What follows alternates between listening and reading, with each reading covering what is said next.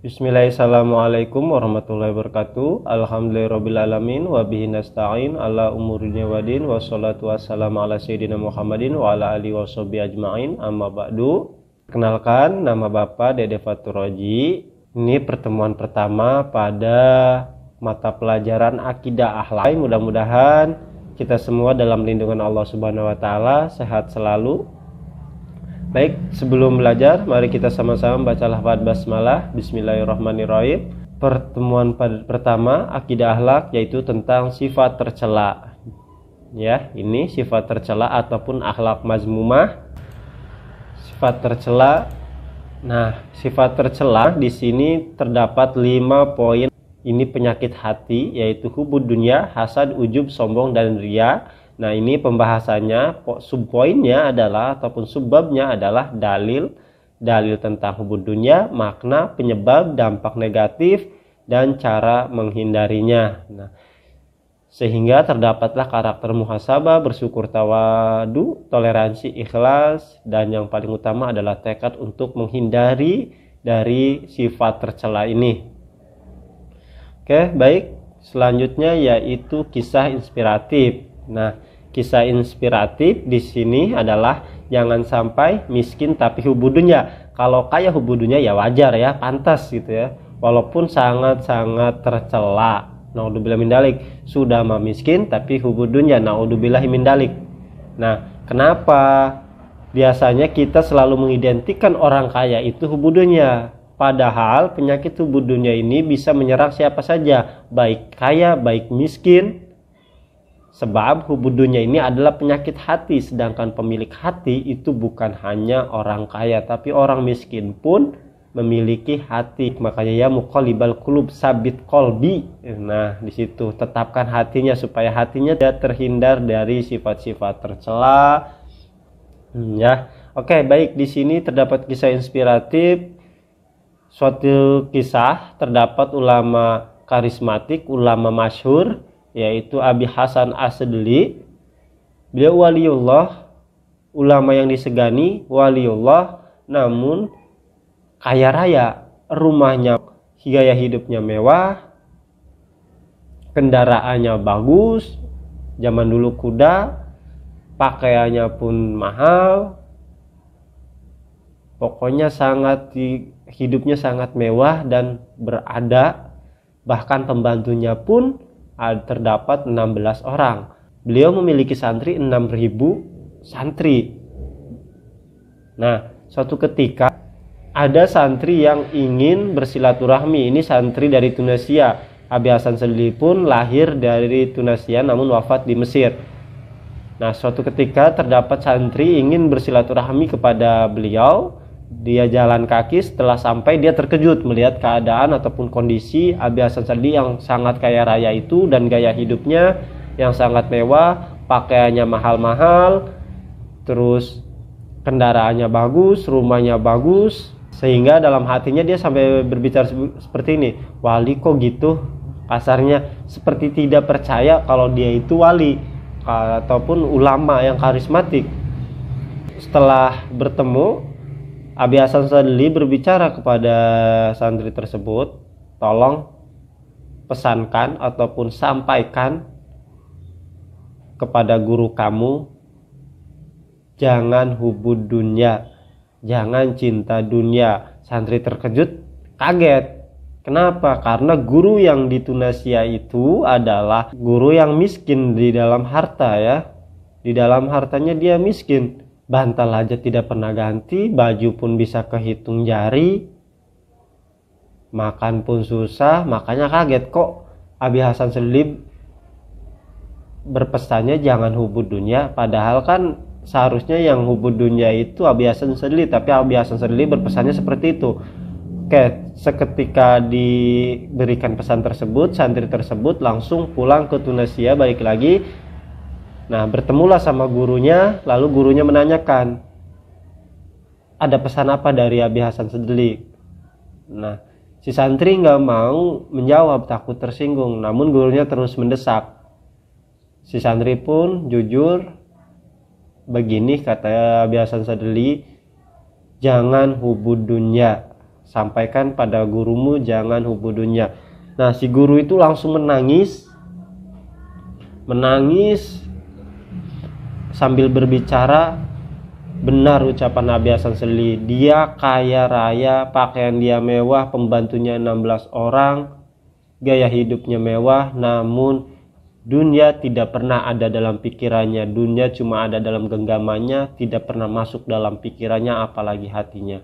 Sedangkan saya tidak punya apa-apa, namun yang dalam pikiran saya adalah dunia ataupun hidup, makan, harta terus dalam pikirannya. Ini biasanya fatalnya, udah memiskin tapi terus dibayang-bayangi dunia terus.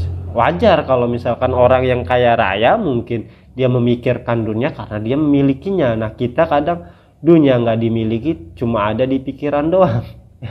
Naudzubillah min dalik.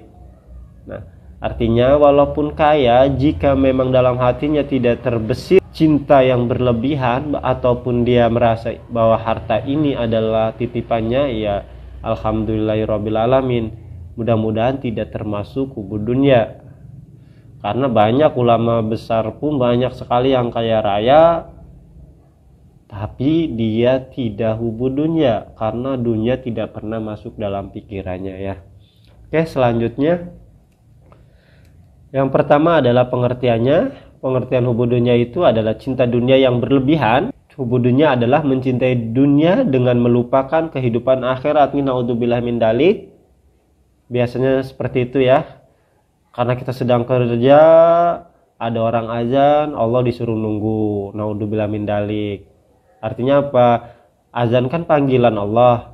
Ketika kita dalam hati kita nanti tanggung. Nah, itu pun sama saja seperti kita menyuruh tunggu dulu, ininya belum selesai. Tunggu dulu, pekerjaannya belum selesai. Padahal itu kan adalah panggilan Allah Subhanahu wa taala. Ya. Baik, selanjutnya, nah dalilnya ini terdapat pada surat Al-Hadid ya, ayat 20. Ketahuilah bahwa sungguhnya kehidupan dunia ini hanyalah permainan dan suatu yang melalaikan, perhiasan dan bermegah-megahan antara kamu serta berbanggaan tentang banyaknya harta dan anak. Nah, ini dalil tentang hubbu dunya. Permainan saja, sebenarnya ini permainan, tipu daya. Oke. Ciri-ciri orang yang memiliki sikap hubbu dunya. 1. Menganggap dunia sebagai tujuan utama, bukan sebagai sarana mencapai kehidupan akhirat. Nah, memiliki dunia itu penting, namun diniatkan sebagai jalan ataupun sarana kita untuk beribadah, bukan menjadi satu-satunya tujuan akhir. Kita kaya, namun naudzubillah min dalik, di akhirat kelak kita miskin dari amal ibadah. Karena tujuan utamanya adalah dunia. Jangan sampai kita menganggap dunia itu sebagai tujuan utama, tapi dijadikan sarana untuk beribadah. Kenapa? Karena ibadah butuh sarung, butuh peci, butuh baju. Mau haji pun butuh biaya, kan itu dunia semua. Namun dijadikan sebagai sarana, bukan menjadi tujuan utama. Oke, yang kedua cirinya suka mengumpulkan harta dengan menghalalkan berbagai macam cara ini. Naudzubillah min dalik. Sehingga tidak aneh lagi jika kita melihat rumahnya udah bagus, mobilnya udah banyak, tapi terkena kasus korupsi. Kenapa? Karena ya tadi menghalalkan segala cara, mau haram, mau halal, mau harum, mau subhat, mau apa ya, terus saja dikumpulin. Naudzubillah min dalik. Ya. Ini ciri hubbu dunya. Oke, ciri yang ketiga adalah kikir. Orang yang udah kaya, dia ngumpulin, tidak mau keluarin zakat, tidak sedekah, kikir. Nah, itu pun salah satu sifat hubbu dunya. Nah, kikir, pelit.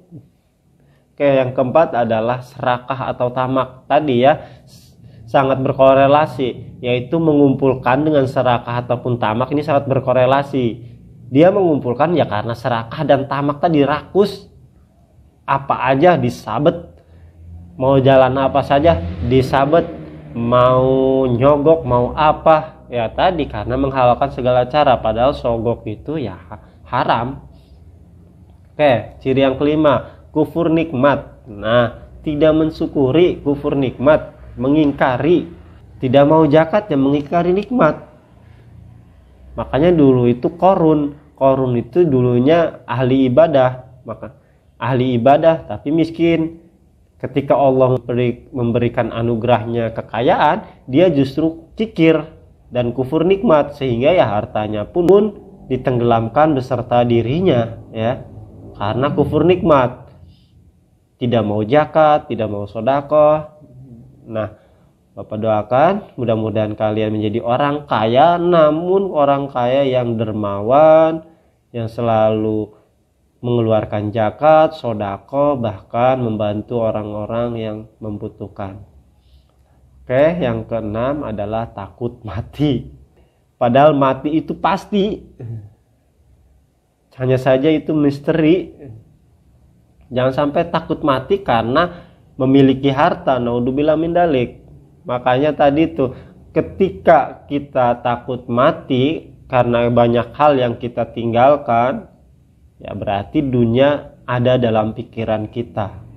Kalau orang yang biasa saja ya dunia ini sebagai amanah, ya dia biasa saja gitu, mau mati mau apa gitu. Ya makanya kata siapa? Almarhum Zainuddin Amjad, hidup di dunia itu jadilah seperti orang parkir. Juru parkir ya, mobil mewah ada, ya dia nggak bangga. Mobil mewahnya pergi, ya dia nggak sedih.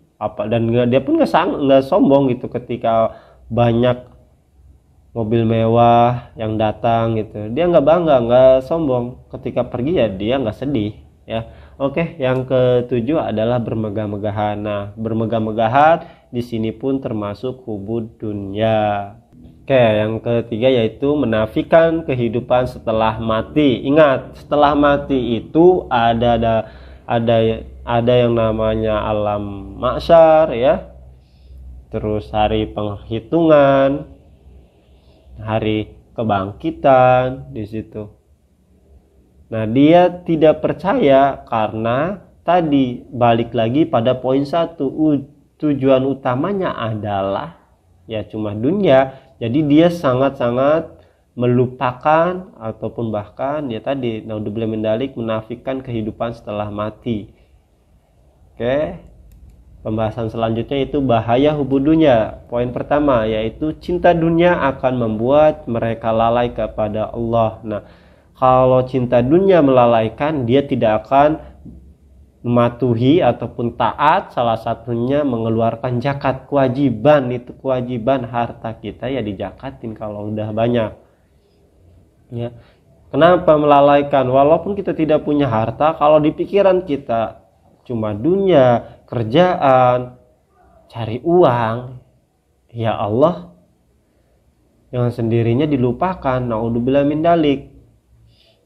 Makanya sebelum kerja ya doa, ikhtiar, doa kembali. Artinya berdoa sebelum memulai, ikhtiar berusaha, setelah berusaha berdoa lagi, yaitu memasrahkan berhasil ataukah tidak pekerjaannya.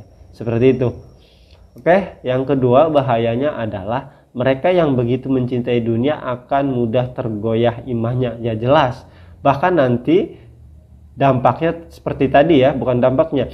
Cirinya adalah menghalalkan segala cara. Artinya mau haram, mau harum, mau subhat, dia ambil karena imannya tergoda oleh yang namanya dunia.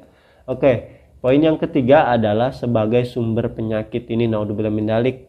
Karena dalam hati penyakit ini, hubungannya ini dalam hati ya terlalu mikirin dunia aja.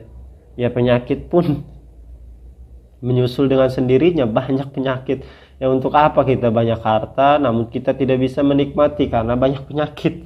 Karena sebagai sumber penyakit tadi. Karena kikir ya penyakit di dalam sosial. Siapa sih yang ingin berteman dengan orang yang kikir? Coba.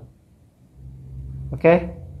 Bahaya yang keempat adalah menghalalkan segala macam demi memperoleh kesenangan dunianya. Ini naudzubillah min dzalik. Ini sampai tahap di sini ini sangat mengkhawatirkan. Jika sudah menghalalkan segala macam cara, ini berarti poin yang ketiga sudah kelalap. Poin kedua yaitu mereka yang begitu mencintai tergoyah imannya, sudah jelas goyah imannya. Bahkan ya jika menghalalkan segala cara sudah jelas dia melalaikan ataupun melupakan Allah Subhanahu wa taala. Karena dalam aturan Al-Qur'an tidak ada yang namanya menghalalkan segala cara. Islam sudah mengatur, syariat Islam sudah mengatur bagaimana berikhtiar ataupun bagaimana bermuamalah, ya. Oke, yang kelima adalah membuat seseorang tidak melakukan sesuatu yang bermanfaat baginya di akhirat. Nah, jika kita fokusnya di dunia, ya jelas akhirat kita terbengkalai. Jadi tidak ada manfaatnya nanti di akhirat. Namun kita bekerja, niat kita untuk menafkahi anak istri, niat kita untuk jalan ibadah, dunia cuma ada dalam genggaman, bukan dalam pikiran. Oke. Baik, tugas kalian adalah coba kalian tuliskan tentang dalil hubud dunya, baik Al-Quran dan hadis, minimal 3. Kalian kirimkan pada Google Classroom. Sekali lagi, tuliskan dalil tentang hubud dunya minimal 3 dan dalil tentang qanaah.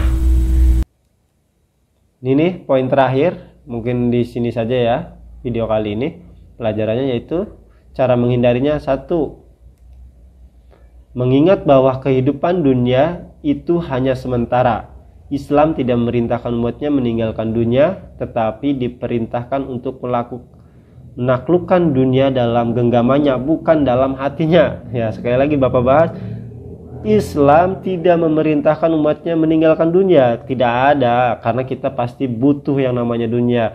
Butuh rumah, butuh makan, butuh berasnya. Ya itu kan sifatnya dunia semua. Butuh pakaian untuk menutup aurat. Nah, tapi dunia cuma ada dalam genggamannya saja, bukan dalam hatinya yang selalu dipikirin. Ya, Allah jangan kamu duakan dengan dunia. Ya, dunia yang terkenal itu kan harta, tahta, dan wanita. Oke.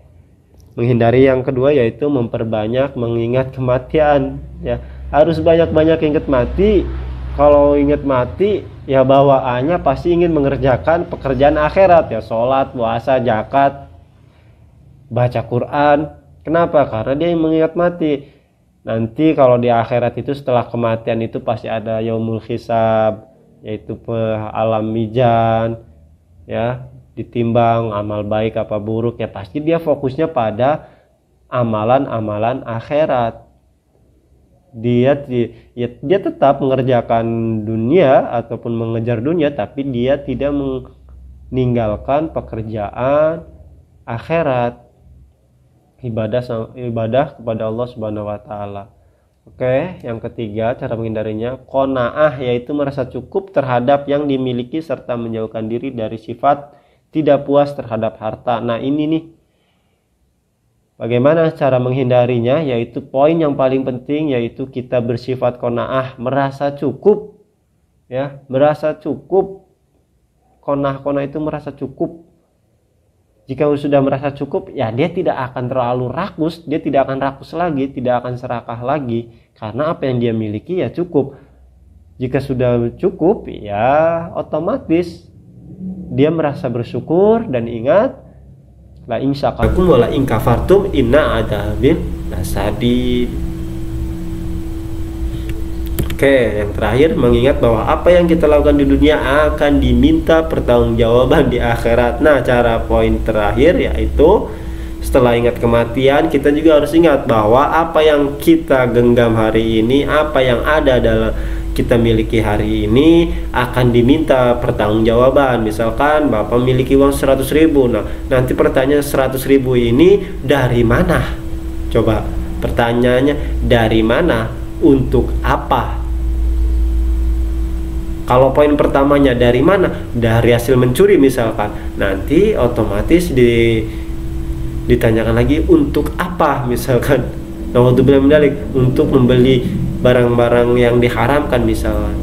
Iya, semuanya akan menjadi siklus sumber dosa semua ya. Mudah-mudahan kita terhindar dari sifat tercela hubud dunia. Mungkin pembahasannya cukup di hubud dunia saja. Terima kasih. Wassalamualaikum warahmatullahi wabarakatuh.